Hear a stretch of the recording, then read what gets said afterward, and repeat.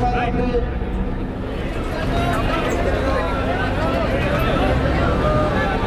સૌ આપણું સ્થાન આપણે કાર્યકર્તા જાળવી લેતી. ભારત માતા કી, ભારત માતા કી, વંદે.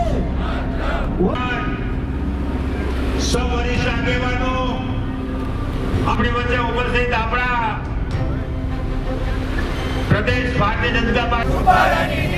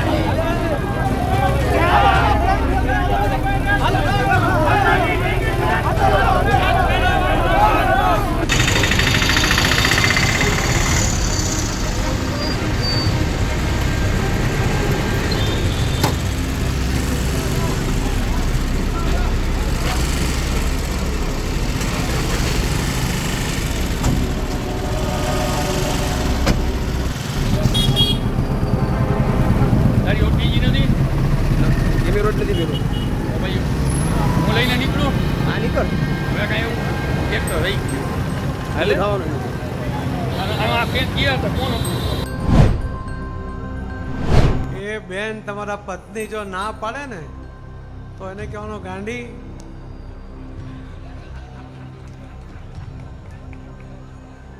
તો એ બેન તમને નાસ્તો બી કરાવશે 14 ને અને ચા પણ પીવડાવશે. મોદી સાહેબના નામ પર એ બેન માની જશે.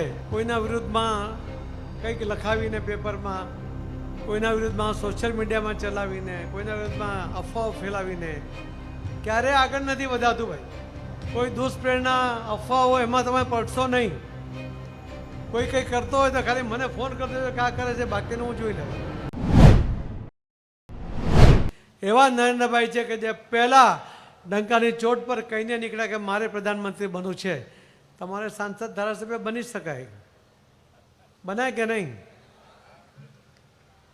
તો આ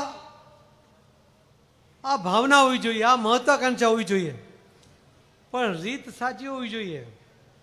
કોઈના વિરુદ્ધમાં કંઈક લખાવીને પેપરમાં, કોઈના વિરુદ્ધમાં સોશિયલ મીડિયામાં ચલાવીને, કોઈના વિરુદ્ધમાં અફવાઓ ફેલાવીને ક્યારેય આગળ નથી વધાતું ભાઈ.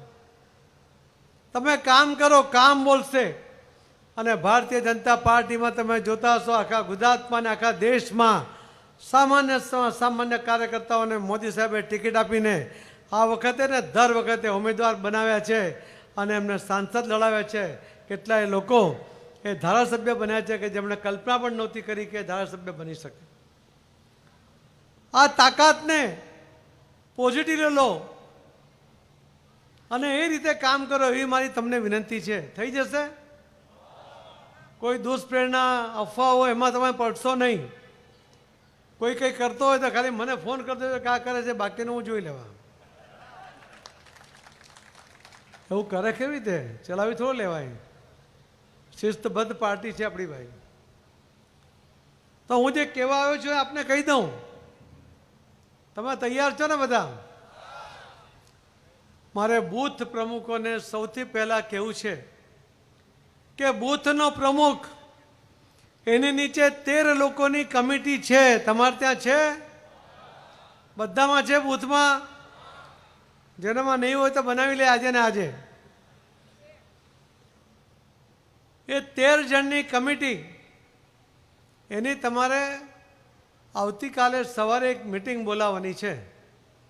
આજે તમે દૂર દૂરથી આવ્યા હશે ને એટલા માટે હું આજે નથી કહેતો, પણ કાલે સવારે આજે મેસેજ આપી દો. આ બધા કાલે સવારે 9 વાગે તમારે ત્યાં આવી જાય.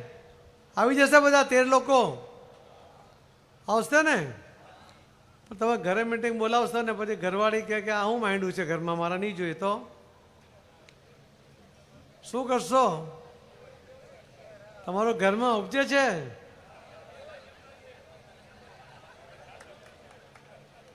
મારું નહીં ઉપજતું. તમે ફાંકા મારો છો કે તમારું ઉપજે છે ઘરમાં? સાચું બોલો, કોનું કોનું ઉપજે છે? લગ્ન થયેલા છે ને? એ બેન તમારા પત્ની જો ના પાડે ને તો એને કહેવાનો ગાંડી.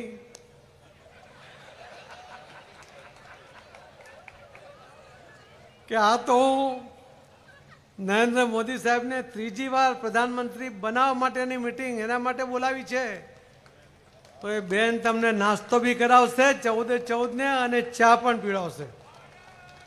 મોદી સાહેબના નામ પર એ બેન માની જશે.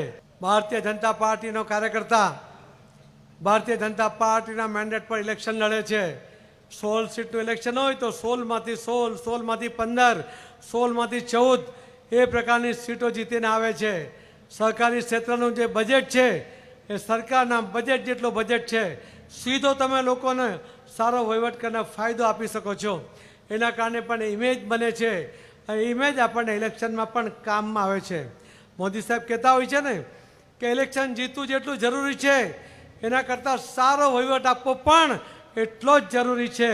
અને ગુજરાત ભારતીય જનતા પાર્ટીના આગેવાનોએ સહકારી ક્ષેત્રમાં પણ ખૂબ સારો વહીવટ આપીને લોકોને જે અપેક્ષા હતી એ પૂર્ણ કરવામાં સફળ